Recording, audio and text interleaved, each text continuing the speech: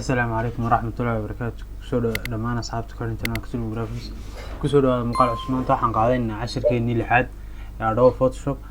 waxaan qaadanaynaa maanta sida master card business card loo sameeyo. marka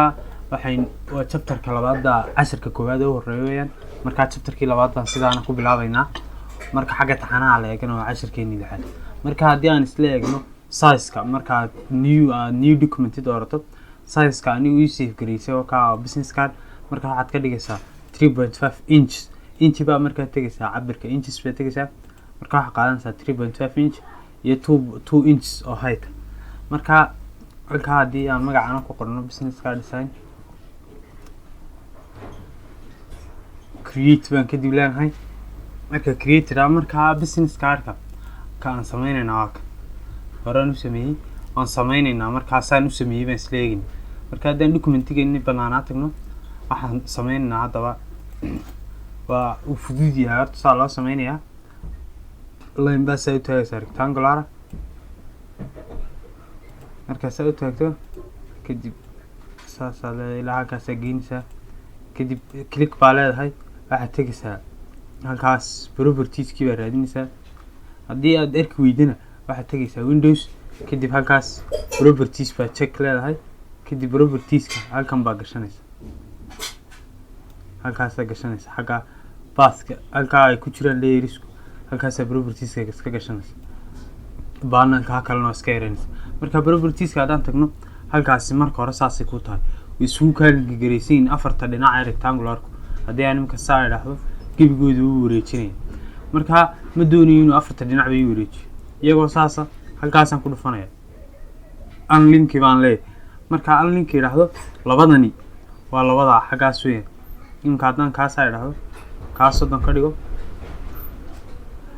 halkan haddaan 30 ka dhigo waa halkaa kale hoose cidhifkaa kale hoose marka waxaan doonayaa cidhifka dhinaca ka xigan inaan 30 ka dhigo marka xaggaasan tegayaa xaggaasuna 3 ka dhigay oo kaas imka saas iga dhig marka saa ka dhigto halkiisii hoose ku celinaysaa kadib kala koobiye control J baa taabanaysaa marka kala koobiyeyso xaggaas u yara durkinaysa haddaba waxay isticmaalaysaa waxaad tegaysaa bentoolka kadib waxaad dooranaysaa halkaa add anchor point ku qoran tahay marka hore aan soo sharaxnay halkaas anchor point baan kusoo kordhinayaa kadib saasaan u yara durkinaya saa markaan u yara durkiyo bas waan iska sii daynaya saasaan ku daynaya kadib waxaan sameynayaa haddaba waxaan soo qaadanayaa circle baan soo qaadanayaa marka shift baan la qabanayaa saasaan odhanayaa halkaasaan ku daynaya kadib waan soo qaadayaa tanaan dulkeenaya kalarkaan bedelayaa haddaba kalarka waxaan ka dhigayaa orange baan ka dhigayaa weliba limi ayaan ka dhigayaa okay halkaasaan geynayaa kadib control J baan odhanayaa hoos baan usii dhigayaa control J baan odhanayaa hoos baan usii dhigayaa afar baa ka dhigaysaa marka control J baan ku kala koobiyeynaysaa kadib saasaa ku daynaysaa kadib taas alaadana control J baan leeyahay xaggaas sare geeyay markaan xaggaas sare geeyo iconiska imika anigu halkan bay way yaalaan halkan bay igu jiraan iconiska iyagoo PSD aan ka dhigtay oo meel igu wada jira taan hoos yara socdo waa kuwan itemiski marka waa kuwan anoo halkan ma ka soo qaadanaya marka adoo waad soo dejisan kartaa intaad Google-ka gasho ayaad mid kasta magaciisa ku qori kartaa saasaad u yaraynaysaa halkaasaad ku dhufanaysaa oo kor baad u qaadaysaa marka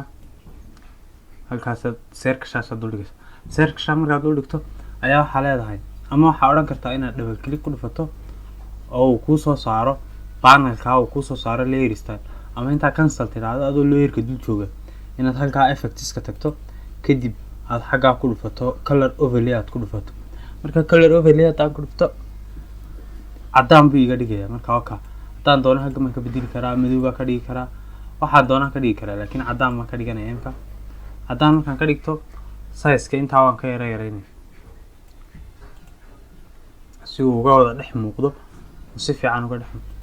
oo kaas kadib waxaan soo qaadanayaa ka ku-xiga waxaan ku xigsiinayaa halkaa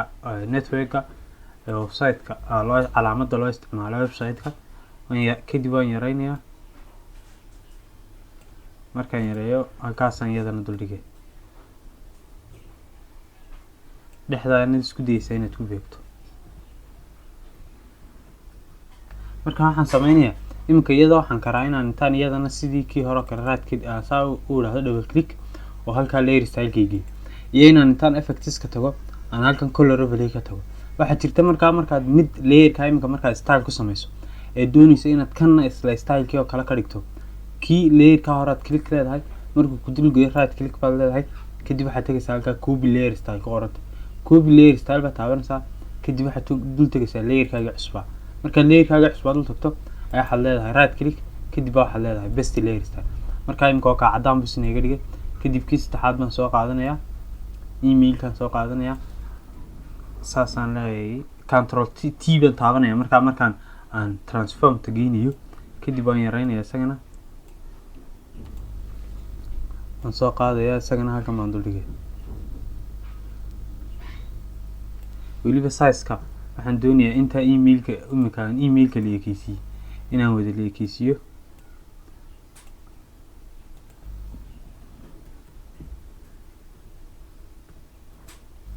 kan phone-kana yare aadna ha usii yareyn si aan loo arki waayo. kadib dhexdaad ku beegaysaa kadib iminka kan isma dhibayo iron baan isaa dul tagaya right click baan leeyahay best layer style baan leeyahay. haddana waxaan soo qaadanayaa location-kii kadib isagana control t baan leeyahay waan yareynayaa isagana kadib waan soo qaadayaa waan dul keenay kadib isagana right click baan leeyahay waxaan leeyahay best layer style. markaa isaguna wuu cadyahay. iminka hadda waxaa yidhi halka avatarkii baa igu hadhay. avatarku waxa weeyaan waxaan yidhay loo isticmaalo qofka profile-kiisa markaan ku jirin sawir bili-aadanka oo kale u eg kadib markaan waan soo copy garaystay edit baa tegayaa best baan leeyahay. markaa wakaasuu isiiyey. markaa haddii aan ku tuso waxaa la socda avatarka waan xagga hoose tagay background-ka bedelo wakaa layer wuxuu wataa background cad buu wataa. marka haddii aan isaga ku dul dhigto waxaan tegayaa eraser tool-ka waxaan dooranayaa magic eraser tool kadib halkaasaan ku dhufanayaa cad wuu iga saaray kadib haddana waxaan tegayaa halkaa eraser tool ku qoran tahay kadib waxaan iska saarayaa intaa hoose qoraalka okay. kadib iminka haddaan isaga dul tago control t idhaahdo avatarka oo keliya baa isoo haray. markaa isagana waan yareynayaa click baa leedahay kadib waxaad dul geynaysaa halkii aad dhex gelinaysa. markaad dhex geyso kadib isaga saas yara dheh saa durki dhexda markaa ku beegto isaga circle-shigaad la eeganaysa circle 4 weyn copy 4 halkan baa ka eeganaysaa. marka waxaad samayn kartaa intaad halkaa ku dhufato inaad tidhaahdo avatar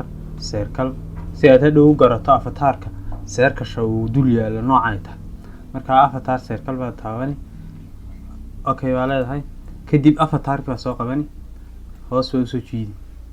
markaa waxaad samaynaysaa si waxaan garashadeeda kugu fududaato waad isku magacayn kartaa. iminka xitaa avatarka layer 5 baa igu qoran avatar baan ku qoran karaa.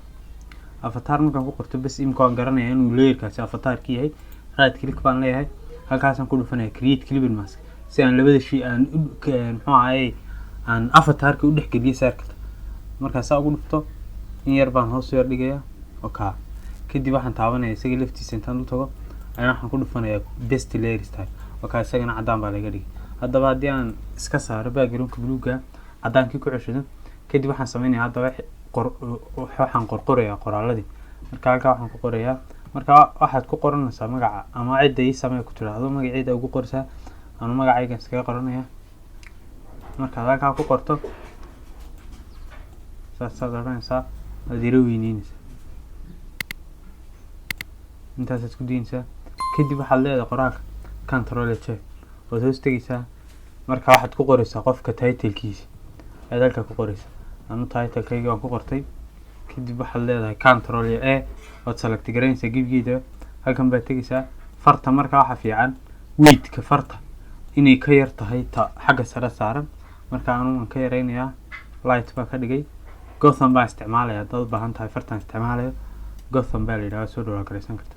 saasaan u yareynayaa kadib kor baa u yar qaaday. markaasaa idhaahdo iminka waa la garanaya cabdifataax maxamed muxuu yahay graphic designer. kadib waxaad samaynaysaa kan baad soo koobiyeynaysaa control J baa leedahay phone-ka hor keenaysaa waxaa leedahay waxaa ku qoraysaa halkan lambarkii cidda lagala xidhiidhiyay qofka u sameynaysa lambarkii lagala xidhiidhiyay ayaad qoraysa marka lambar sax ama qorino cid uma sameynayno laakiin si aan u fahanno waa inaan lambar qorno lambar baan qoray marka kadib in yar baad yara weyniinaysaa saas aad yara weyniinaysaa okay baa leedahay kadib control iyo j baa leedahay hoos baa usoo dhigaysa website-kii baa qoraysaa imika kadib waxaa leedahay www marka website baan dee aan iskaga qoranayaa aduu waxaad ku qoraysaa informationka saxda ah ee lagu siiyo markaad practice garaynaysana casharka practice-ka ku wadana qasab maaha inaad wax sax ah qorto oo jira waxaad qori kartaa waxaan jirin oo aad ku practice garayso casharka marka anuu imika waxaan qorqorayaa email iyo muxuu ahaa website-kii kadib location-kii baan ku xigsiinay marka intaa markaa qorto ayaan ku xigsiinaynaa inaan loogadii iyo soo gelino marka waxaan qorayaa halkan waxaan ku qorayaa address-kii weeyaan location-ka marka saa ugu qorto weliba capitalize baa ku sameynaysaa ereyga hore xarafka horeeya waxaad samayn kartaa inaad sidaa capitalize u tidhaahdo marka waxaan sameynayaa iminka hadda loogadii baan soo gelinaya iminka loogadii baa inoo hadhay kadib waxaad sameynaysaa waxaad iska bedelaysaa background-ka dambe halkaasaad ku dhufanaysaa solid color baa leedahay kadib waxaa ka dhigaysaa saasaa ku diinaysaa saasaa yar madoweynaysaa kadib waxaad sameynaysaa rectangular-radii waxaa ka dhigaysaa orange baa ka dhigaysaa kadib waxaa leedahay circle-iska ay ku dhex jiraan icons ayaa waxaad ka dhigaysaa dark blue-ga ama background-ku noocuu yahay ayaad ka dhigaysaa iminka waa kaa aan ka wada dhigayaa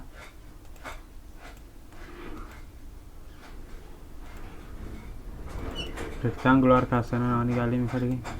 kadib waxaan ka dhigayaa avatar-ku circle-ku ku jiro ayaan ka dhigayaa midow waa kaa iminka wiidhan yahay waxay hadhay qoraalkii iminka markaa kuma muuqdo haddaan ka qaado uu kuma muuqanaya laakiin waxaad samayn kartaa qoraalka haddaad doonaysa inaad gebigiisa mar kalarka ka wada bedesho waxaad samayn kartaa inaad intaad sidaa tidhaahdo oo saa mar wada select garayso ayaad halkaa waxaad tegaysaa halkaa character ku qoran tahay kadib waxaad tegaysaa halkaa kalarka kadib kalarka doonaysa dooranaysa marbuu ku wada kalar garaynaya markuu saa kugu kalar gareeyo okay baa leedahay waa iska xidhaysaa waxaad soo furan waxaan active ka dhigaya ama aan visible ka dhigaya background-kii aan sameeyay madooba marka waa kaa imika background-kii soo baxay kadib waxaan soo qaadanaya waxay hadhay loogadii marka loogada halkan baan kasoo qaadanaya caadi loogadaa markaa soo gashanaysaa halkan baa dhiganaysaa loogadii marka waxaad isku dayaysaa inaad isku ogeysiiso background-ka iyo loogada okay iminka oo kaa background-kii aan isku ogeysiiyey kadib waxaan sameynaya waxay hadhay magaca waxaan soo koobisanayaa kan control j baan leeyahay halkan baan soo dhigay kadib waxaan odhanayaa magacii baan ku qorayaa magacii company-ga markaa ku qoraysaa meesha haddii ay loogada iyo magacu iswataan oo soo wada gashanaysaa waa caadi saasaa ku daynaa oo kaas waxaan qaadanay maanta sida loo samaysto business card casharka halkaasuu inoogu joogayaa haddii aad channel ku cusub tahay subscribe saar videoga haddii aad ka heshaan like na saar sii share gare والسلام عليكم ورحمة الله وبركاته.